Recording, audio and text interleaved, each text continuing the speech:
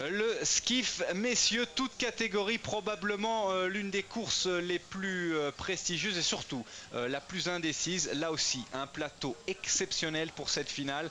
En ligne numéro 1, le Tchèque Václav Chalupa, comme vous l'appelez Jean-Pierre, le Poulidor de l'Aviron. À la ligne numéro 2, Greg Searle, l'un de vos favoris pour le podium. Ligne numéro 3, James Coven, dont il faudra se méfier. On a une petite histoire à vous raconter si on a le temps à son propos.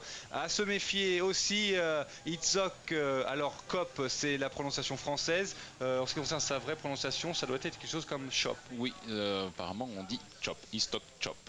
Ligne numéro 5, l'allemand André Wilms. Là, on est sûr de la prononciation.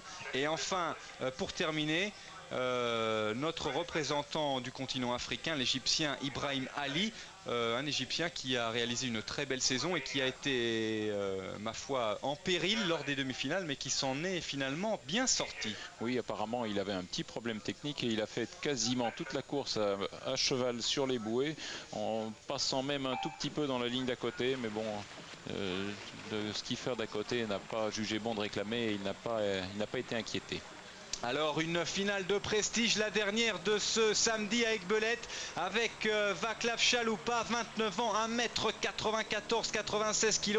Il vient de Prague, deuxième à Barcelone, cinquième à Atlanta, troisième à Tampere, 3 fois deuxième des championnats du monde, ce qui explique son surnom de Poulidor. À côté de lui, Greg Searle, 25 ans, 1m98, 99 kg, sixième à Vert, champion olympique à Barcelone sur une autre embarcation. Attention à James Coven, l'américain, à gauche de votre écran. James Coven, 24 ans, 1m95, 94 kg. Il réside à San Diego, en Californie. Champion du monde à Indianapolis, c'était lors du 8. Troisième des champions du monde à Tampere en 1994, là aussi sur le 8 barré. Attention, attention à Itzhak Chop, on en parlait, le Slovène, 25 ans, 1m90, 84 kg. Il nous vient de Bled, c'est pas une blague, c'est le nom de la localité où il réside. Quatrième à Atlanta, premier à Tampere, troisième à Indianapolis, premier à Munich, premier à Vert, premier à Lucerne cette saison. Bref, peut-être le grand favori, mais on en a discuté avec un ancien champion olympique britannique qui lui pense que Chop est peut-être un peu fatigué et qu'il fait de James Coven son grand favori. Et pour votre part, vous mettez Greg Searle sur le podium. C'est vrai qu'ils auront fort à faire. Il y aura aussi l'Allemand André Wilms, 24 ans, 2m02, 98 kg, champion du monde à Indianapolis, champion olympique à Atlanta, mais c'était en 4 de couple, champion olympique à Barcelone aussi en 4 de couple. Et enfin pour terminer, l'Égyptien Ibrahim Ali, une grande révélation cette saison et la saison dernière pour celui qui est domicilié au Caire, que vous voyez actuellement à l'écran, qui est parti très vite, 1m94 pour 85 kg. Il avait terminé notamment cette saison deuxième à Munich et à Vert. Oui, Ali c'est un petit peu l'outsider, il a apparemment envie de tenter un gros coup. Il est parti en tête devant Chalupa. Wilms est derrière actuellement, ce qui n'est pas bon signe pour lui, parce que c'est vrai il est champion du monde en skiff à Indianapolis, mais là il avait surpris tout le monde, notamment le Suisse Xeno Müller en prenant un départ faramineux et en menant la course à la surprise générale de bout en bout. Donc Wilms n'est pas le mieux placé actuellement, mais c'est un rameur qui est très puissant, plus de 2 mètres, presque 100 kg, donc à suivre. L'américain c'est l'inconnu, on ne sait pas trop, il n'a fait que du 8, bon il a bien marché jusqu'à maintenant et c'est vrai que Greg Searle, je le vois sur le podium parce que je trouve que depuis le début de saison il a fait d'énormes progrès dans sa ramerie en skiff et je l'ai trouvé très à l'aise en demi-finale. Et lui a un finish absolument époustouflant aussi, donc là s'il est placé aux 1500 mètres on peut s'attendre à tout avec lui. Ici au premier plan, Chalupa, le Tchèque, alors que vous avez aperçu l'américain James Coven, on avait une petite anecdote à vous raconter. Sa famille, ou plus exactement son arrière-grand-père, a fait fortune indirectement grâce à l'aviron. À l'époque, eh bien, on proposait à celui qui remporterait la course, une course en aviron, donc une course à l'aviron. de pouvoir démarrer une concession de bateau de remorquage. Eh bien, c'est son arrière-grand-père qui a remporté la course à l'Aviron. C'est lui qui a eu le droit de démarrer cette concession. Il a fait depuis fortune et c'est toujours la famille de Coven et notamment sa grand-mère qui gère cette fortune. Et bien, comme quoi l'arrière-petit-fils se perpétue la tradition. Ici, James Coven en deuxième position à 2 secondes de l'Égyptien Ibrahim Ali. Troisième place pour le Tchèque Chalupa. Quatrième place pour le Slovène Isok Chop.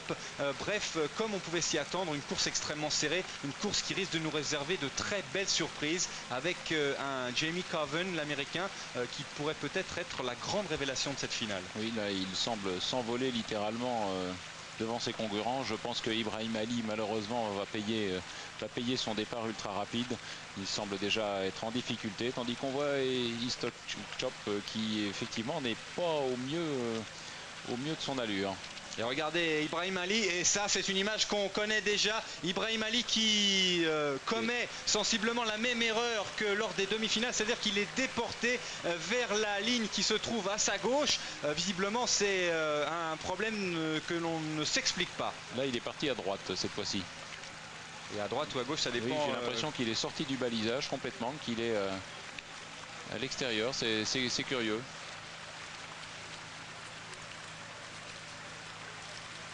Il a l'air d'être revenu, Ibrahim Ali. Ibrahim Ali qui visiblement connaît des soucis de direction alors que Jamie Coven est en train de s'envoler comme on le soupçonnait. James Coven, l'américain qui est en train de créer la grande surprise, va-t-il se diriger vers un titre mondial alors que André Wilms revient très fort effectivement, l'Allemand. Mais regardez l'avance de James Coven, c'est surprenant, il a passé la mi-course avec une avance considérable et les 1500 mètres se sont déroulés de la même façon. Il a plus de 3 secondes d'avance sur l'Allemand André Wilms. James Coven qui va peut-être s'imposer, ce serait la 3e médaille d'or des Américains lors de cette première journée de finale. Il serait la seule nation à remporter 3 titres. James Coven en tête, mais attention au retour de André Wilms pour la 2e place. Ça sera très serré. Regardez Wilms, la grimace qu'il fait, il est en plein effort André Wilms. Il regarde, il jette des coups d'œil, il veut absolument se rapprocher, il est en train de se rapprocher. Est-ce que ce sera suffisant pour venir coiffer Jamie Coven sur la ligne d'arrivée? Je ne le pense pas. Jamie Coven qui est bien placé maintenant. Il semble un petit peu souffrir Jamie Coven, même si son visage ne trahit pas cette difficulté, parce qu'André Wilms est en train de revenir très vite. C'est un duel absolument colossal entre James Coven et André Wilms. Et Greg Searle qui revient peut-être pour cette médaille de bronze. Jamie Coven, l'américain, qui va très certainement s'imposer pour la 2e place. Eh bien ce sera, il y a de grandes chances, André Wilms l'allemand. Et pour la 3e place, Greg Searle qui est en train de revenir et qui est en train de prendre cette médaille de bronze. Ou la médaille d'argent, effectivement, un finish exceptionnel une nouvelle fois, ça sera très serré. Je ne sais pas qui a remporté la médaille d'argent. Quoi qu'il en soit, c'est bien Jamie Coven, l'américain de San Diego, qui a 24 ans, met tout le monde d'accord et remporte cette médaille d'or. Il est absolument ravi. James Coven, c'est la 3e médaille d'or pour les États-Unis aujourd'hui, avec belette des Américains qui passent en tête au classement des médailles. Et pour la 2e place, soit Searle pour les Britanniques, soit Wilms pour l'Allemagne. Searle est au 1er plan. L'Allemand est au 2e plan et c'est peut-être très certainement Wilms qui s'impose à, j'ose même pas le dire, à 1 centimètre d'écart. Il semblerait qu'il ait conservé une toute petite pointe. Greg Searle qui va probablement avoir une médaille de bronze, ce qui est la même médaille que la médaille olympique qu'il a eu l'an dernier derrière le 4 français, qui l'avait beaucoup déçu. Je pense que celle-ci va sûrement lui plaire beaucoup plus, parce que c'est un pari quand même difficile de passer en skiff. Bon, réussi avec un brio exceptionnel par l'américain James Coven qu'on vient de voir. Pour Greg Searle en début de saison, cela paraissait beaucoup moins évident.